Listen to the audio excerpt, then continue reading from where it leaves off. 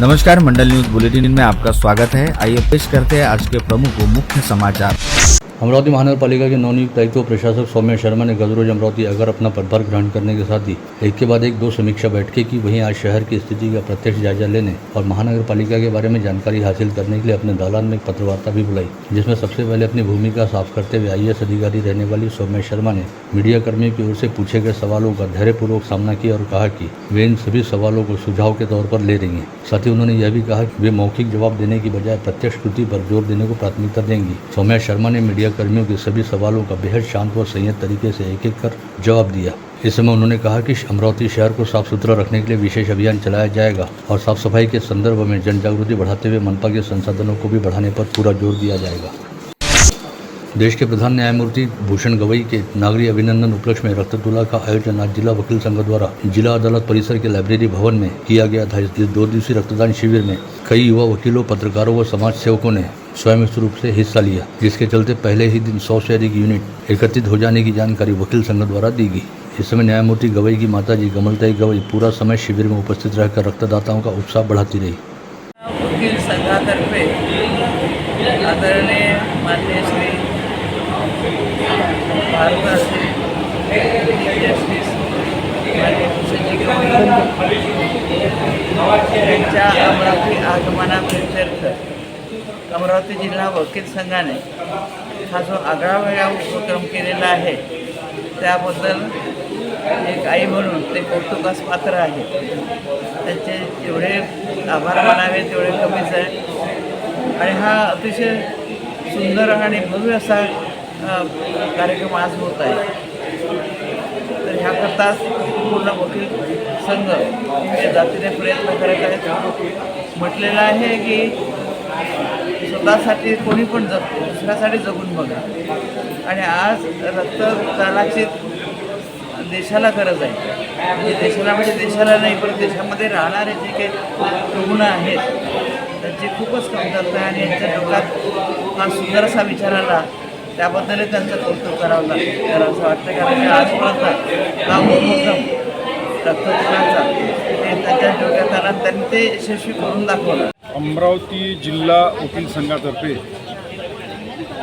सर्वोच्च न्यायालय येथे सरन्यायाधीशपदी विराजमान झालेले माननीय न्यायमूर्ती श्री भूषणजी गवई यांचा सत्कार अमरावती जिल्हा वकील संघातर्फे दिनांक 25 जून 2025 रोजी कोटे इंजिनिअरिंग कॉलेज कठोर रोड येथे आयोजित केलेला आहे। या सत्कार सोहळ्याच्या अनुषंगाने आणि त्यानिमित्ताने आम्ही माननीय सरन्यायाधीश श्री भूषणजी गवई यांची रक्ततुला करण्याच्या उद्देशाने आज ब्लड डोनेशन कॅम्प इथे अमरावती वकील संघामध्ये आज आणि उद्या सकाळी 11 ते दुपारी 4 पर्यंतच्या काळामध्ये आयोजित केलेला आहे।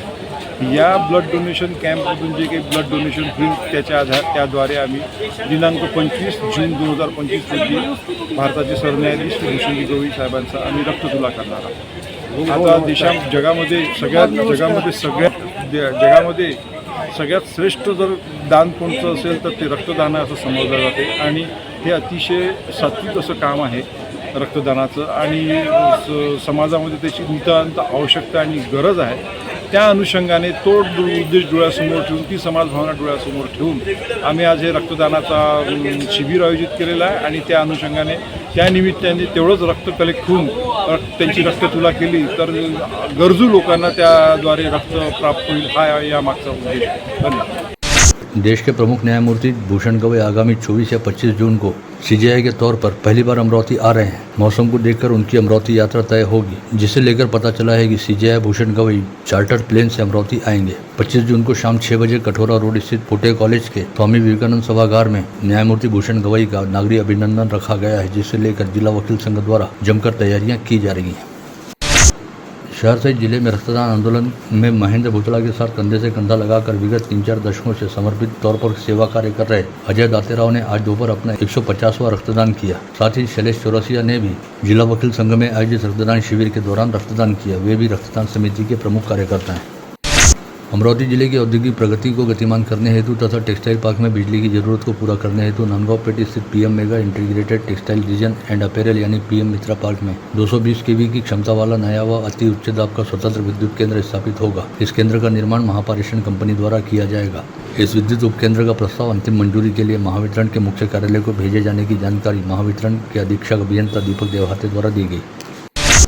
जिले के सांसद बलवंत वानखड़े ने पीएम आवास योजना अंतर्गत निर्माणाधीन आवासों की साइट पर आज दोपहर अचानक भेंट दी और जैसे ही काम का दर्जा निम्न स्तर का देखा तो तुरंत ठेकेदारों और अधिकारियों को आड़े हाथ लिया। उन्होंने राहटगांव में चल रहे निर्माण कार्य देखने की जानकारी सूत्रों द्वारा दी गई। इस समय पूर्व विधायक सुनील देशमुख और अन्य नेता भी उनके साथ उपस्थित थे। हमारा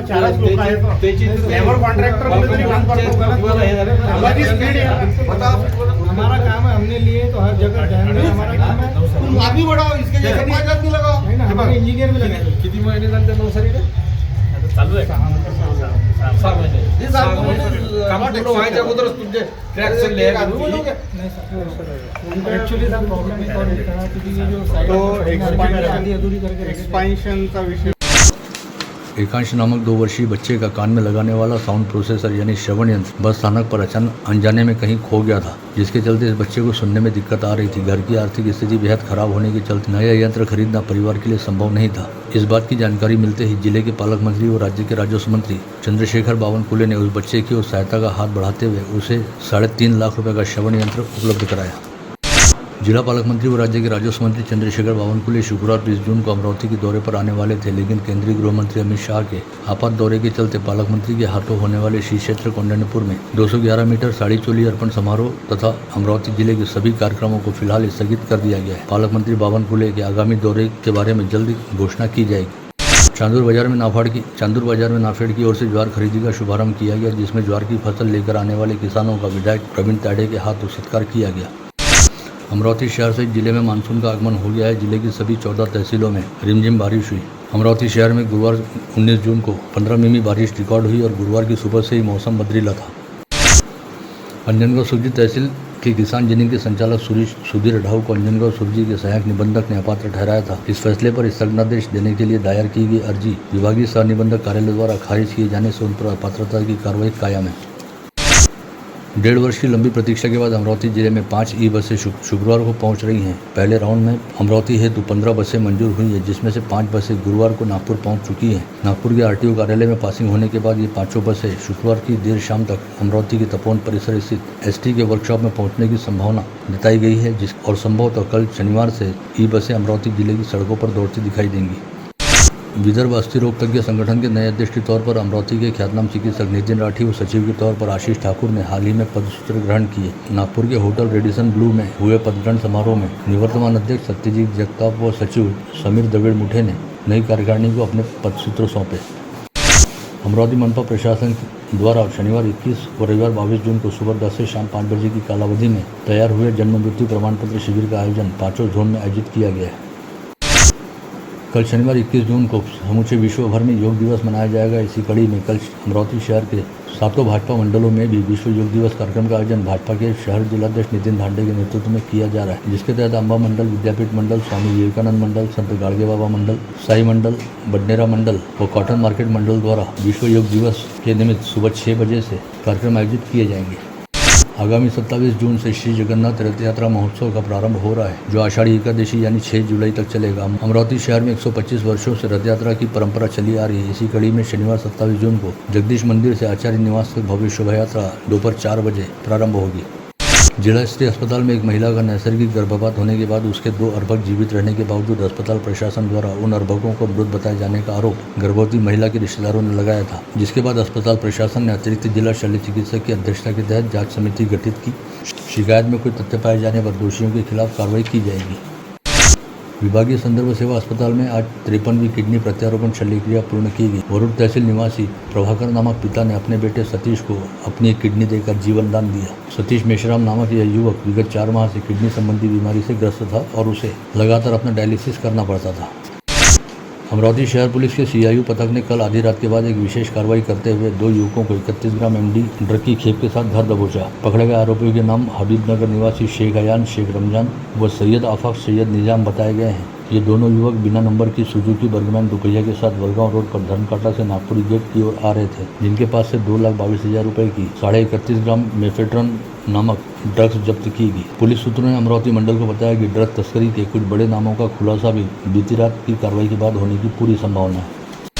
वहीं ग्रामीण पुलिस के कुर्रा पुलिस थाना क्षेत्र अंतर्गत कुर्रा के चमननगर में रहने वाले आबिद खान नामक 45 वर्षीय व्यक्ति को कुर्रा पुलिस के दल ने 15,100 रुपए की मूल्य वाली 3 ग्राम एमडी ड्रग के साथ गिरफ्तार किया। पता चला कि आरिफ खान खुद इस मादक पदार्थ का सेवन किया करता था और उसने अपने घर में तंबाकू की पुड़िया के भीतर 2 छोटी पुड़िया में एमडी ड्रग छिपाकर रखी थी, जिसे बरामद करने के साथ ही आरिफ खान के खिलाफ आपराधिक मामला दर्ज किया गया।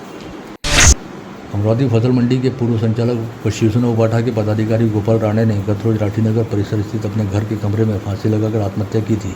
इस घटना को लेकर गोपाल राणे के बेटे ओम प्रकाश राणे ने गाड़गीनगर पुलिस थाने में 4 लोगों के खिलाफ अपने पिता को मानसिक तौर पर प्रताड़ित करने तथा आत्महत्या हेतु उकसाने का मामला दर्ज किया।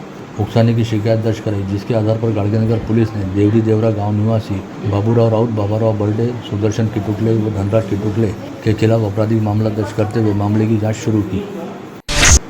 वलगांव पुलिस थाना क्षेत्र अंतर्गत विकास सोलंके नामक व्यक्ति ने अपनी पत्नी पुष्पा सोलंके की लाठी से बेरहमी के साथ पिटाई करने के साथ ही उसके जख्मों पर मिर्ची पाउडर डाला, जिसके चलते गंभीर रूप से घायल हुई पुष्पा सोलंके की इलाज के दौरान मौत हो गई। वलगांव पुलिस ने विशाल सोलंके के खिलाफ आपराधिक मामला दर्ज किया। धारनी तहसीलदार के विशेष पथक ने गड़गा नदी से चुराई गई 12 ब्रास रेती जब्त की है। राजा पाटिल व गजा पाटिल के खेतों में छिपाकर रखी गई रेत को छापा मारकर जब्त किया गया। अचलपुर कृषि उपज मंडी में गुरुवार 19 जून को दिन दहाड़े 2 से 2:30 बजे के दौरान व्यापारी द्वारा किसानों के लिए बैंक से निकाले गए 4,80,000 रुपए दुकान में लकड़ी की पेटी में रखे गए थे। पैसों से भरी इस पेटी को शातिर चोर चुराकर भाग गए। यह घटना सीसीटीवी कैमरे में कैद हुई है, जिसे लेकर जय अम्बे ट्रेडर्स नामक प्रतिष्ठान के संचालक बंडू अग्रवाल ने पुलिस में शिकायत दर्ज कराई है। पातुर तहसील के उमरा गांव में 31 वर्षीय शिकायतकर्ता से 4,000 रुपए की रिश्वत मांगने वाले पातुर तहसील कार्यालय के नायब तहसीलदार के खिलाफ एसीबी के दल ने कार्रवाई की। रिश्वत की मांग करने वाले नायब तहसीलदार का नाम बलीराम चौहान बताया गया। परतवाड़ा थाना क्षेत्र के पीडब्ल्यूडी कार्यालय के पास के गोदाम से लाखों रुपए का माल चुराने वाले 2 शातिर चोरों को पुलिस ने गिरफ्तार किया। पकड़े गए आरोपियों के नाम संदीप कवले व अक्सन इक्के बताए गए। गाड़गीनगर पुलिस थाना क्षेत्र अंतर्गत रहने वाली 25 वर्षीय युवती को प्यार का झांसा देते हुए उसके साथ शारीरिक संबंध बनाने वाले युवक ने जब उक्त युवती का रिश्ता कहीं और तय हुआ तो उसके होने वाले ससुर के मोबाइल पर उक्त युवती के आपत्तिजनक फोटो व वीडियो भेजे और यह रिश्ता नहीं तोड़ने पर युवती के सभी फोटो व वीडियो को वायरल करने की धमकी दी, जिसे लेकर मिली शिकायत के आधार पर गाड़गीनगर पुलिस ने अंकुश जेवाड़े के खिलाफ मामला दर्ज कर जाँच शुरू की। गाड़गीनगर पुलिस थाना क्षेत्र अंतर्गत नौसारी परिसर में रहने वाली 39 वर्षीय महिला को उसके ही फ्लैट पर बुलाकर उसके साथ दुराचार करने और फिर उसे ब्लैकमेल करने के मामले में नीलेश वानखड़े नामक सैन्य कर्मी को गाड़गीनगर पुलिस ने नामजद किया है। मामले की जांच जारी है।